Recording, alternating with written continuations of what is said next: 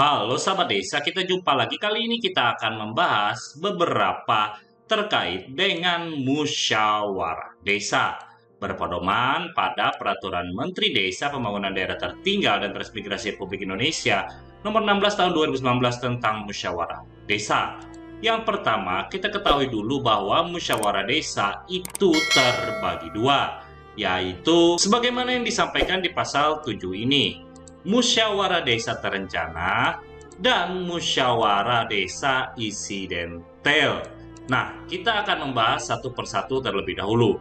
Yang pertama, musyawarah desa terencana itu ketika dalam hal pembahasannya sebagaimana yang disampaikan di pasal 6 ini, di mana pembahasan itu ya hal yang bersifat strategis dalam pembangunan desa meliputi penataan desa, perencanaan desa, kerjasama desa, rencana investasi yang masuk ke desa, pembentukan badan usaha milik desa, penambahan dan pelepasan aset. Nah, untuk musyawarah insidental itu membahas terkait dengan kejadian luar biasa.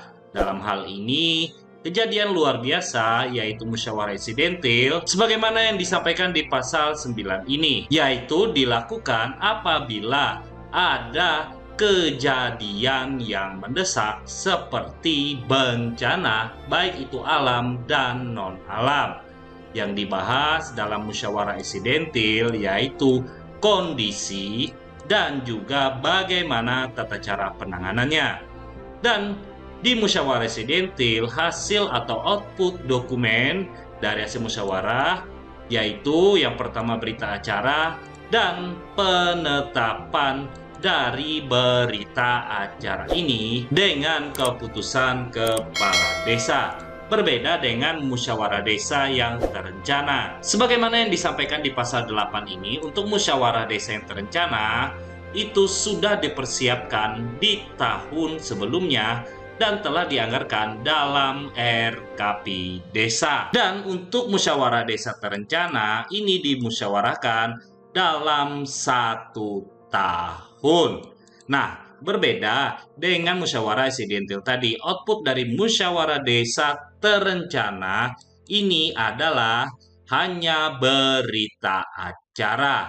Hal itu disampaikan di pasal 32 ini, bahwa hasil musyawarah desa dituangkan dalam berita acara hasil keputusan musyawarah desa.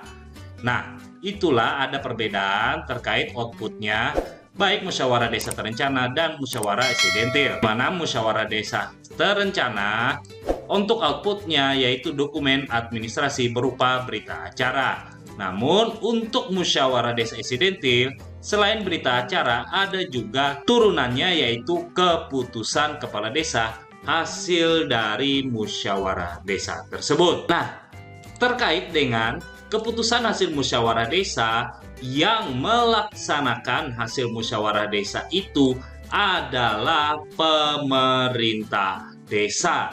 Jadi, dalam hal keputusan apapun yang melalui musyawarah desa nanti akan menjadi perumusan penetapan kebijakan pemerintah desa. Dalam hal ini, kepala desa dibantu perangkat desa.